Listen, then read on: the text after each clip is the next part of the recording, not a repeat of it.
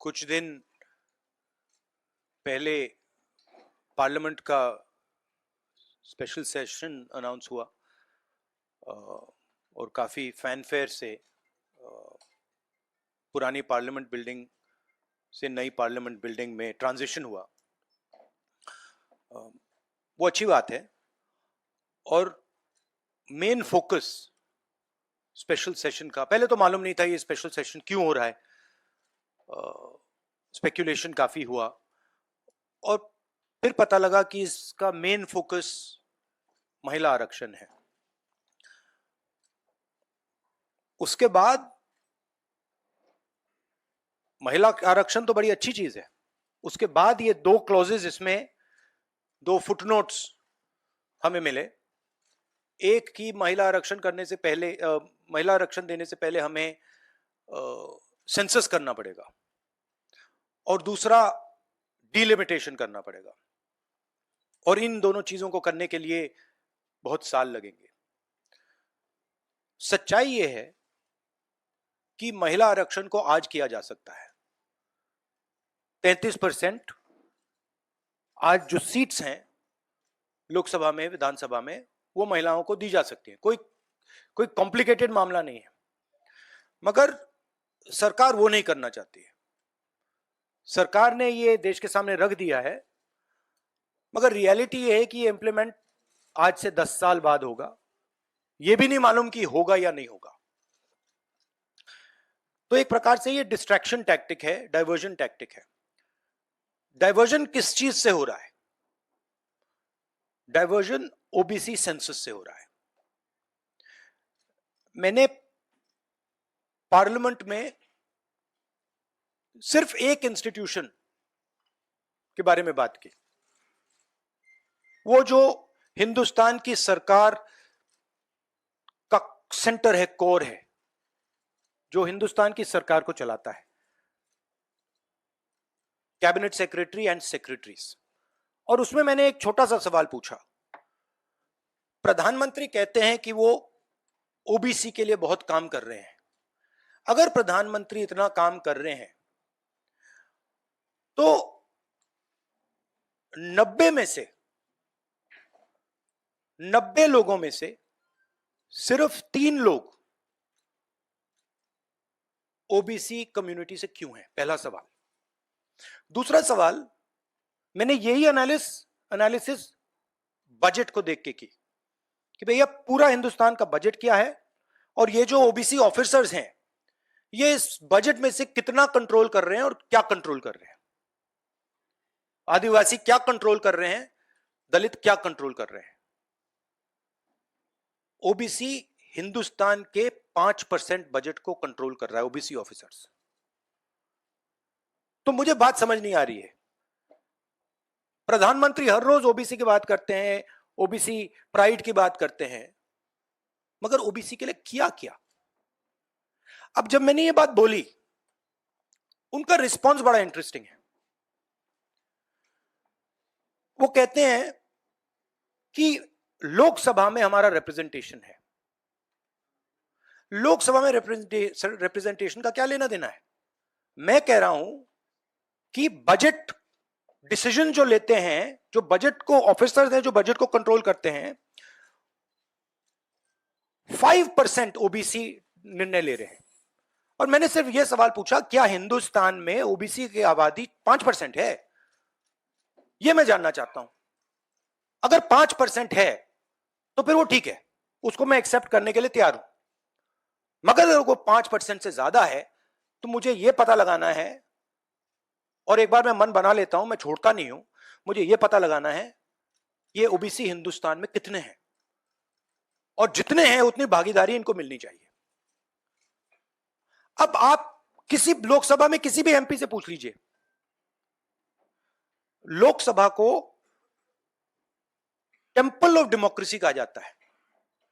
आप किसी भी बीजेपी के एमपी से पूछ लीजिए कि वो कोई डिसीजन लेता है, कोई कानून बनाता है, कोई कानून बनाने में भाग लेता है, किसी से भी पूछ लीजिए, बिल्कुल नहीं।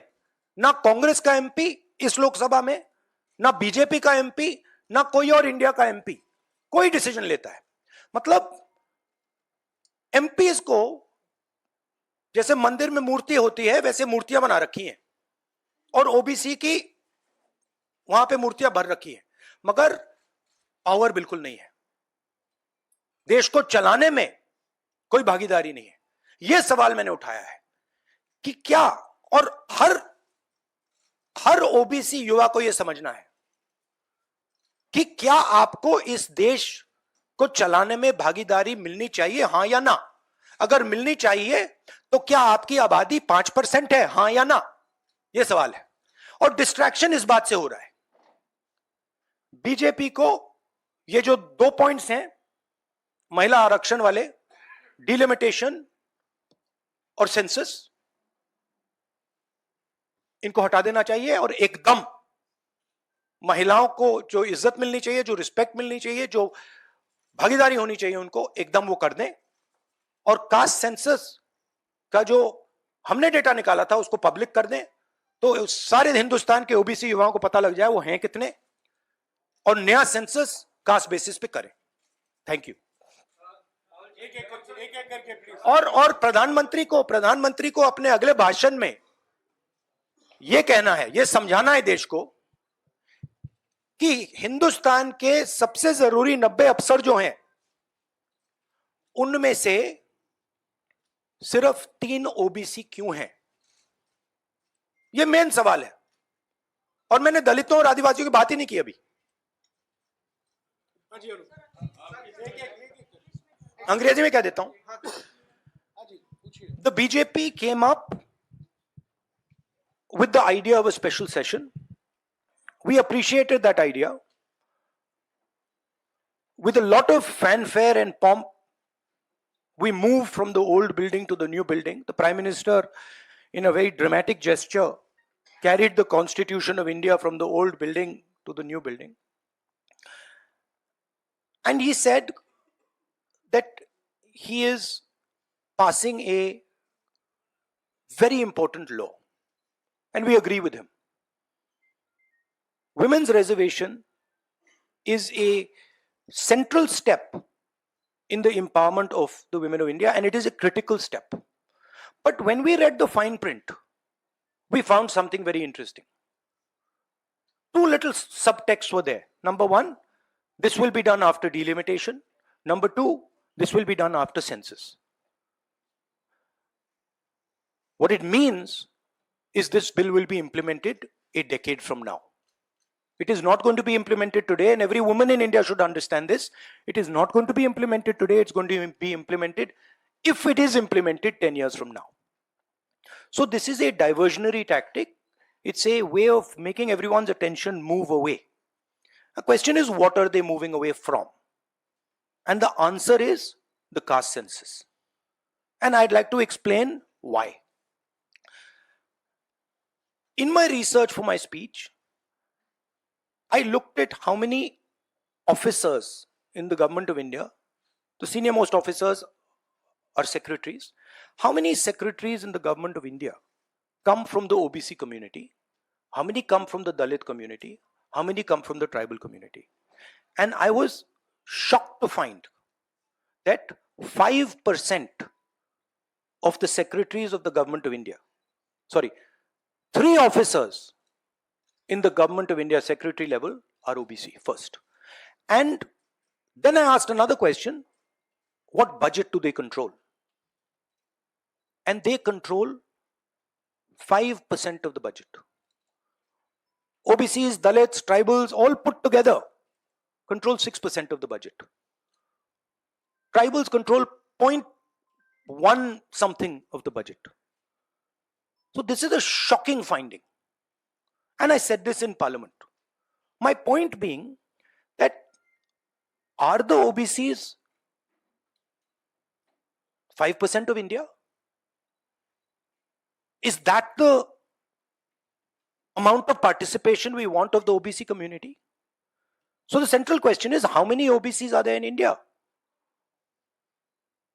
How many different communities are there in India? If we want to distribute power to the people of India, we have to know this number. Otherwise, we are working without data. And so I placed this on the floor of the House and I said, look, please tell us how many OBCs. We have the data. I know, because the government of India has already done the census and all this data is available. Why is the Prime Minister not releasing this data? And second, what is this delay in this census? The caste census should be done now, and the last caste census data should be released at once. Now, what was the BJP's answer? Very interesting answer. That it doesn't matter how many OBCs are in the government of India. What matters is that we have MPs and MLAs who are OBC. No, that's not the point. Because you can ask any MP or any MLA how much they participate in lawmaking, how much they participate in how the money in India is spent, they will tell you there's no participation.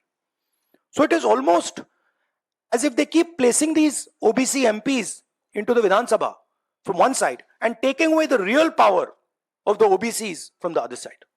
And as the Prime Minister keeps saying, he's an OBC leader, I want him to explain why only 3 OBCs are there in the government of India, and why the OBC community, which is the backbone of this country, is responsible for only 5% of the budget. They've not been able to answer this question. In fact, when I said it, I saw in their face the panic. Because this is the truth. This is what they're trying to distract India from. The fact that the large mass of Indian people do not have any power.